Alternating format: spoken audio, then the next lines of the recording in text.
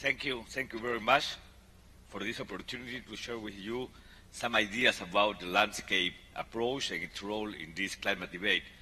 And let me in this opportunity switch into Spanish to try to share with you these reflections.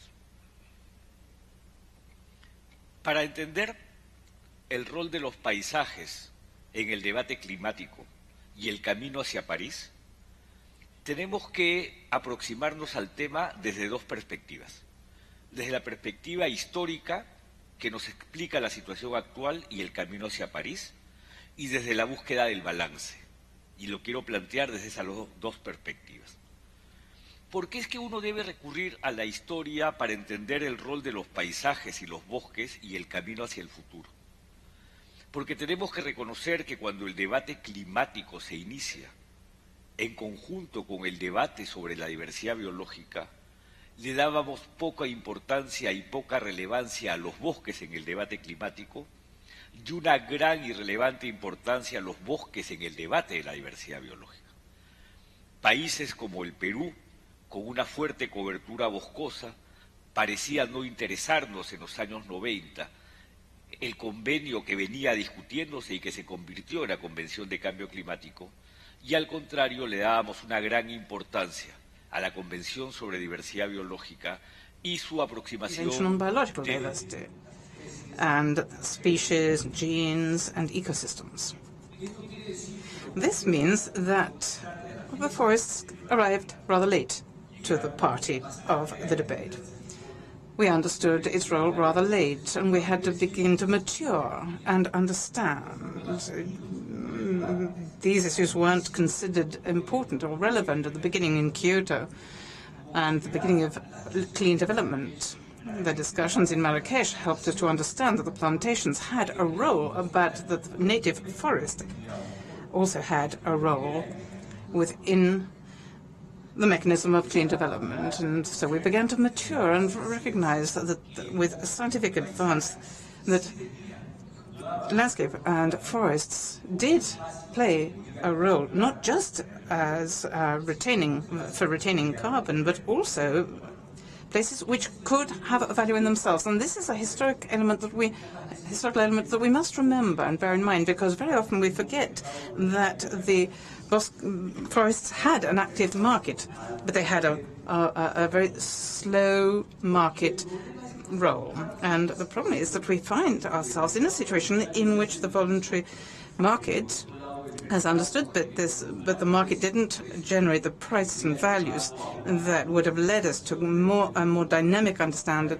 of the forests and the way they capture carbon. And today we have to build that, rather a process of reconstructing trust with regard to the mechanism of the forest, mechanisms like REDD+,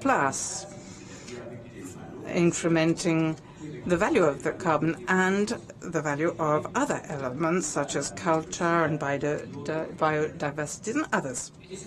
This is my first suggestion: history and the role of forests in the path towards Paris. But we also have to recognize balance, the importance of balance. We are in a situation in which we are discussing things from above downwards in an agreement or a convention and about what we can achieve over the next year. But at the same time, this is based on domestic reality, national realities. I'm going to make a few comments which are fundamental with respect to the landscape approach in the climate debate and the role that this needs to achieve in Paris next year. First of all, my first comment is the concept of landscapes. A little while ago, it was mentioned that the concept of landscape, it's an English concept, has a translation which in Spanish is paisaje, which doesn't seem to be an exact translation, because the word paisaje immediately makes you think of something aesthetic, something visual, and not one which the idea of landscape aims to do, which is something dynamic, i.e.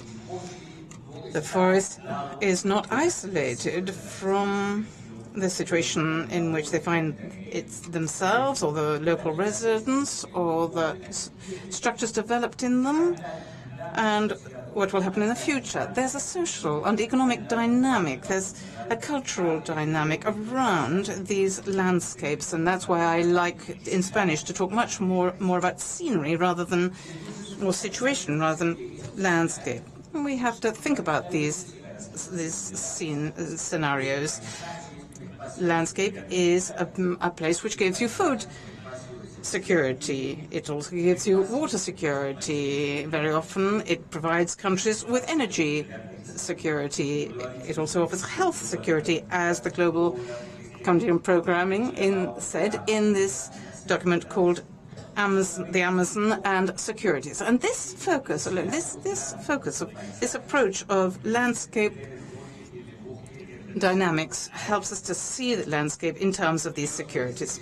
But at the same time, this is something where there are relations, and this is something which has to do with what Per said. He talked about goals which can't be concentrated just on the logic of the forest, but of the whole dynamic scenario, the scenario of securities and the scenario of relationships. Today, earlier, during this forum, I was able to talk to my friends, the ministers of environment and ministers of agriculture from Latin American countries, and we realized there was a tremendous relationship between agriculture and forests and the role that the ministries of environment and the ministries of agriculture. And so my comments were based on the fact that that agriculture and the change of soil use or land use is the great dynamic of deforestation of the forests, and the change in land use, which is badly regulated or not regulated at all, cannot sustain or bear the pressure of growth of the agricultural frontier. And very often a number of perverse incentives are presented and only give production value to the crops and not to the forests, and that's the first thing we should consider. But both agriculture and forests are submitted to a threat of the climate, which is the lack of water, shortage of water, and the alteration of ecosystems, which can be affected by drought. They can suffer from flooding because of heavy rains. But at the same time, this separation of this relationship between forests and agriculture must be seen in terms of practice, and in the resources, genetic resources, irrigation, water reserves, and in the way that we can handle precisely this threat.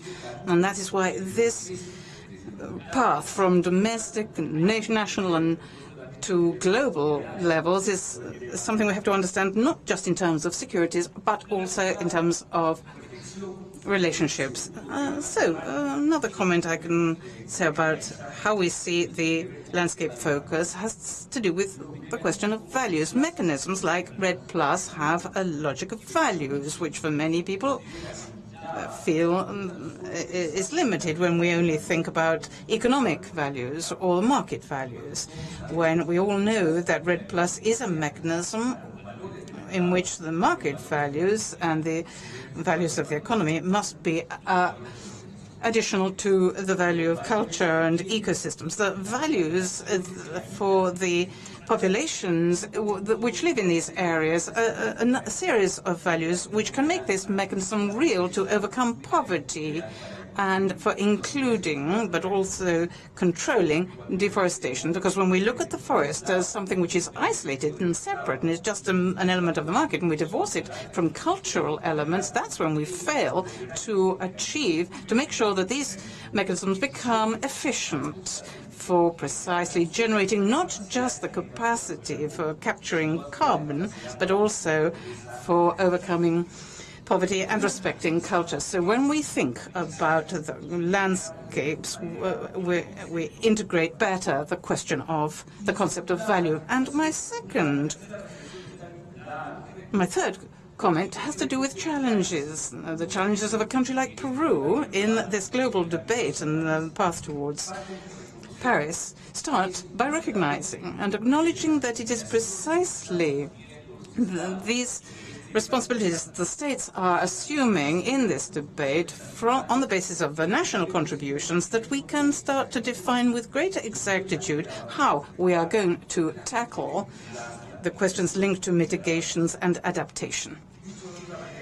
In other words, there is no way to move towards a national contribution of a country like Peru without sufficient information about the sources of emissions. There is no way to go towards the consolidation of solid red mechanisms without these clear references. There's no way to dynamize mechanisms like red without legal security over the land. And this is one of the things relevant to the path forward, because it is precisely this articulation of values, relationships and scenarios which will help us to make sure that the concept of landscapes becomes a mechanism relevant for the future. That is why we celebrate the signing of the letter of intention with Norway and Germany, because it incorporates titles and policies and the identification of levels of reference. It articulates these, which is the way we have to work with a landscape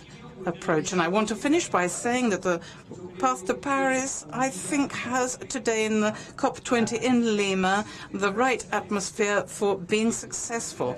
And in matters relative to red, we recognize that Warsaw left a very solid institutional framework, and the world is grateful for that and has congratulated the forum. There are a number of things to streamline. There are focal points that have to be refined. There are things to be discussed, but I'm quite sure that the path will manage to consolidate this mechanism and make sure that landscapes become a central element in climate strategies.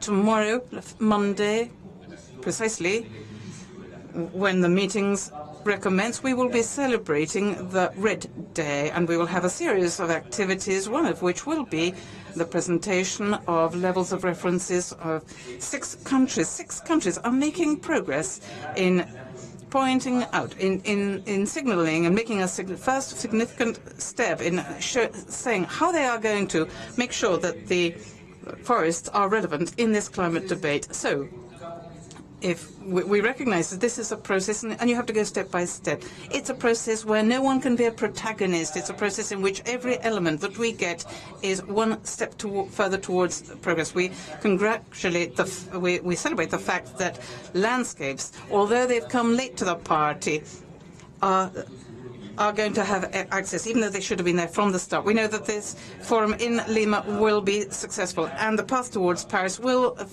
conclude by recognizing that the landscape approach has a central role. Thank you very much.